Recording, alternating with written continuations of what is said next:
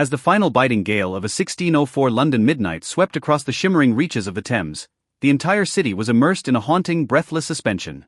Within a private study shielded by heavy velvet tapestries, smelling of aged ink and weathered leather, a man with silvering hair and eyes reflecting a profound sense of universal desolation sat in quiet vigil before a dying oil lamp. He was not reviewing the heraldic shields of family glory. Instead, upon a yellowed sheet of parchment, his trembling fingers traced the profound interrogations of to be or not to be.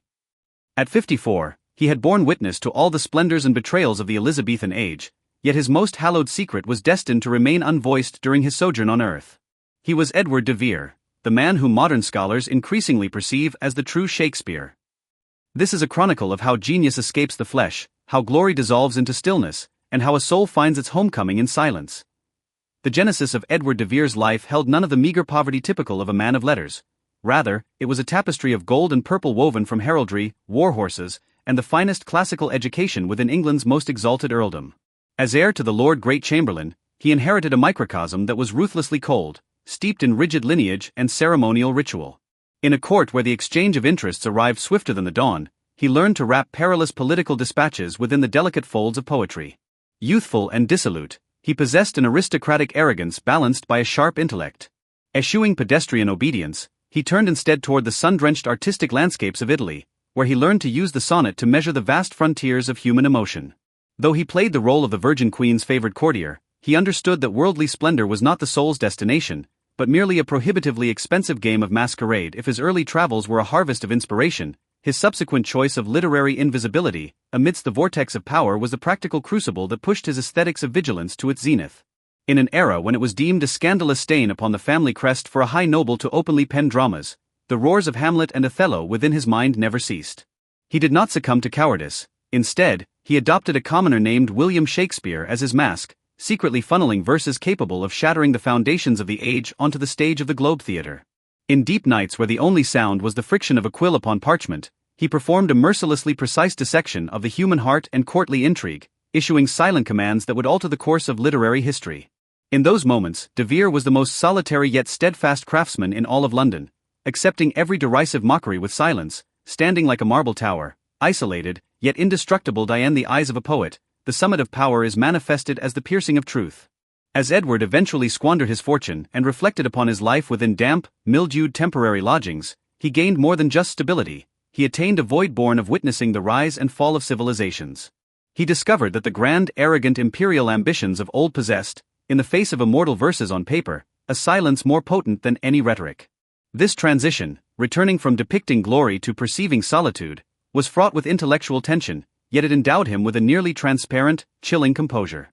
In his final sonnet he mused, "I once believed I was writing history, now I find I am merely searching within the crevices of scarred marble for a point of convergence where the soul no longer falls." This expansive clarity became the most unyielding armor of his twilight years. The final days of Edward de Vere were spent in a state of profound solemnity and a silence illuminated by the radiance of a sage. At the dawn of June 1604, the fine London rain fell soundlessly, washing the stone steps of Hackney into a translucent, somber grey. By now, de Vere's body had grown exceedingly light, his once resplendent noble cloak hanging loosely upon his fragile skeletal frame.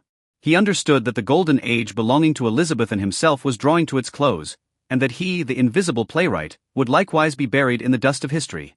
In his final moments of clarity, he refused any attempt to vindicate his name. Instead, he requested that his family lock all his manuscripts within a rusted iron chest, choosing to listen to one last inner soliloquy, unburdened by an audience. The tides of the Thames carried away the hermit's last sigh, leaving behind a hidden wisdom that remains searing even 4 centuries later, the weightiest fragment of a dream gifted to the world. Even today, for centuries after his passing, the name of Edward de Vere remains the sole sanctuary for many a restless seeker in the dead of night. What he left behind was not a triumphal column piercing the heavens, but a spiritual template for self-restraint. He teaches us that even if the entire world misreads you, and even if your genius is destined to shine under another's name, the order within your heart is governed solely by your own perception of truth. He was one of those rare figures in history who truly transcended the biases of identity and name, maintaining absolute lucidity amidst absolute shadows. Beneath the site where he once lived, now smoothed by the erosion of time, he remains in a posture of eternal contemplation, seemingly still soothing this increasingly restless and anxious world. De Vere's silent vigil for his own talent has crossed the boundaries of geography and time, living on in every soul that yearns for reality and the unknown. The saga of Edward de Vere thus draws to a slow close amidst the fading dusk of London. He was never an opportunist who bartered art for fame, he was merely a weary soul who steadfastly refused to compromise with mediocrity. He reminds us that no matter how mundane your life may be, inner tranquility is your only true and eternal refuge. Just as he sat through the coldest winter nights of the Tudor era, clutching a guttering candle to find a fulcrum for existence through the tip of his pen. Perhaps you, too, are navigating the uncertainties of life at this moment. But believe this, in every life, there exists an anonymous play of one's own, a private space for dialogue with the self that requires no outward explanation. May the serenity and vastness of de Vere become the softest feather in your dreams, carrying you toward that most peaceful and expansive shore of the inner soul. Good night.